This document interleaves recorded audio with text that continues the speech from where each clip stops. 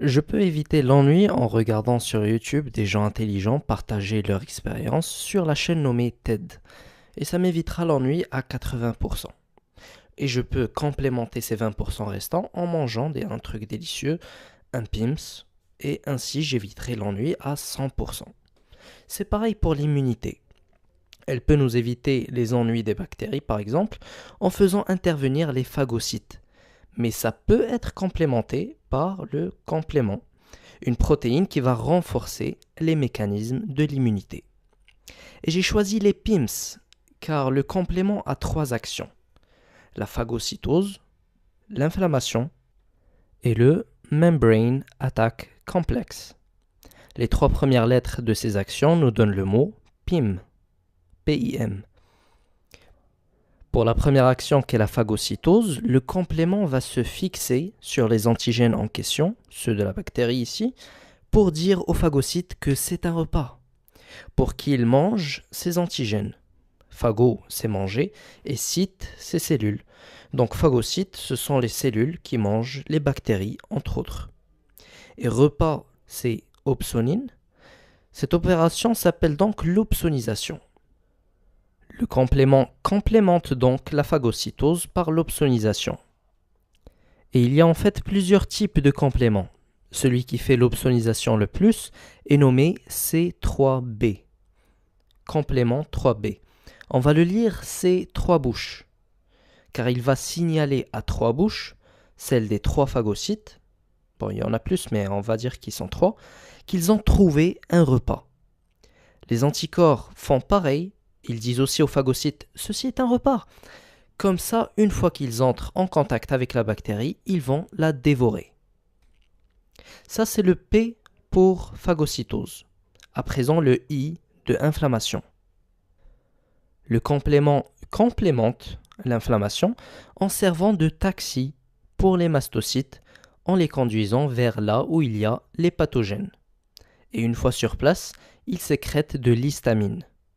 Et l'histamine va dilater les vaisseaux sanguins pour qu'il y ait plus de sang et donc plus de phagocytes près des pathogènes, pour les dévorer aussi. Taxi pour chémotaxis, en français, chimiotaxisme. Et pour la phagocytose, c'était le C3B. Ici, c'est le C3A, C4A et C5A. Toutes ont le A de anaphylatoxine. Sauf que C4A est faible, donc c'est plus C3A et C5A. Les anaphylatoxines, ce sont les compléments qui peuvent faire le chémotaxis. Taxi, toxine, ça se ressemble. Donc chémotaxis, anaphylatoxine. On a vu le P pour phagocytose, le I pour inflammation. Il reste le M de Membrane Attack Complex, MAC, pour compléter notre PIM. Ce MAC, nous, on va l'appeler The Machine Gun, en français la mitraillette, car c'est à quoi il ressemble et il troue la cellule. Deux points en commun avec la mitraillette. Le dernier complément qu'on a vu, c'était le C5A. Le MAC, c'est tout ce qui vient après, soit le C5B, C6, C7, C8 et C9. Donc les rôles du complément, PIM, c'est la phagocytose, l'inflammation et the machine gun, the membrane attack complex, le complexe d'attaque membranaire. Mais appelez-le machine gun, ça fait plus cool. Pour résumer tout ça, le C3B va se fixer sur le pathogène pour que ces trois bouches qui sont aux environs sachent que c'est un repas. Et une fois qu'ils vont entrer en contact avec lui, il sera dévoré. Les anaphylatoxines C3A et C5A servent de taxi qui vont ramener les mastocytes pour qu'ils libèrent l'histamine là où il y a le pathogène. Donc localement, il y aura de la vasodilatation qui va faire qu'il y aura beaucoup plus de bouches sur place puisqu'il y aura plus de sang près du pathogène. Il y a des pathogènes qui seront épargnés, mais le complément n'en a pas fini. Il sert de mitraillette qui sera pointée sur ces pathogènes pour les trouer et en finir avec eux. Ces trois bouches pour la phagocytose, puis le taxi pour ramener d'autres bouches, puis la machine gun pour en finir avec les survivants. On a vu les rôles des compléments C3b, C3a, C4a, C5a, C5b, C6, C7, C8, C9. Et en fait, on ne parle pas de compléments, mais plutôt de système de compléments, car ces compléments s'activent les uns les autres d'une façon très complexe comme ceci, mais je vous rassure, il n'y a pas besoin de l'apprendre. Par contre, il faut savoir que chaque complément activé est divisé en deux parties, une partie A et une partie B. Sauf pour le 6 au 9, il n'y a pas ça. Et il faut aussi savoir le début de cette cascade, car il peut y avoir 3 débuts différents. La façon classique, c'est qu'il y a le C1 qui, une fois fixé sur le complexe immun, soit l'antigène avec son anticorps, va être activé et activer le reste de la cascade pour à la fin obtenir ces 3 bouches, les taxis et la machine gun. Et ce C1, par lequel commence la voie classique, est en fait 5 molécules, dont 2 sont en double. Il y a un C1Q, 2 C1R et 2 C1S. Ce C1 va se lier au fragment C de l'anticorps.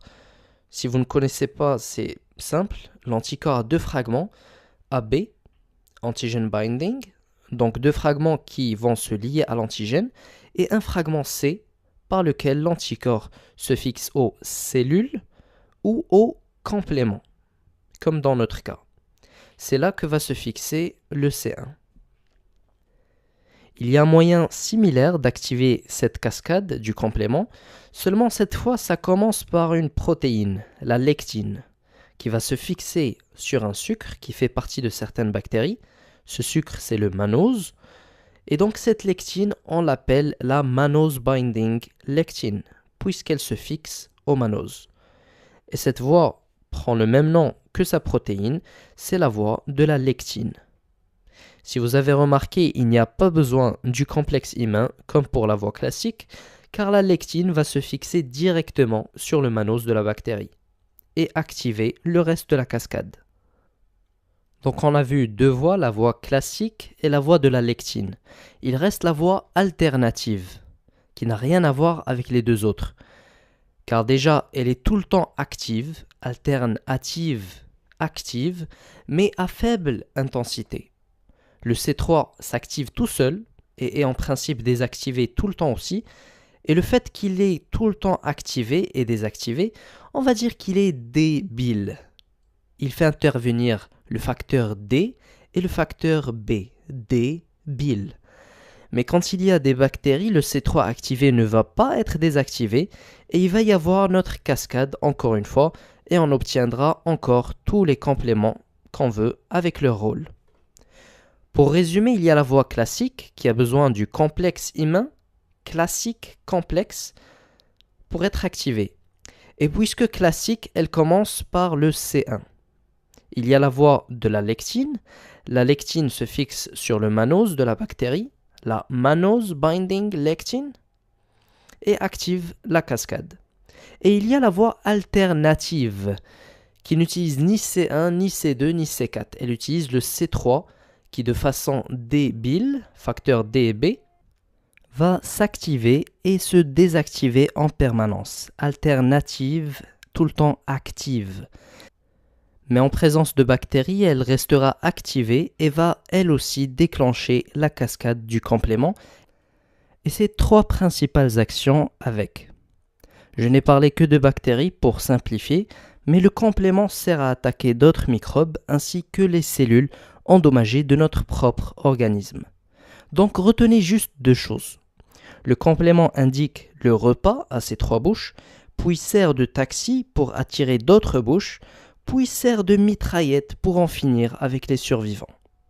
Et pour faire ces 3 actions, il a 3 choix selon les pathogènes, soit que le C1 se fixe sur le complexe immun, soit que la lectine va se fixer sur le mannose de la bactérie, soit le C3 cessera d'être désactivé de façon débile.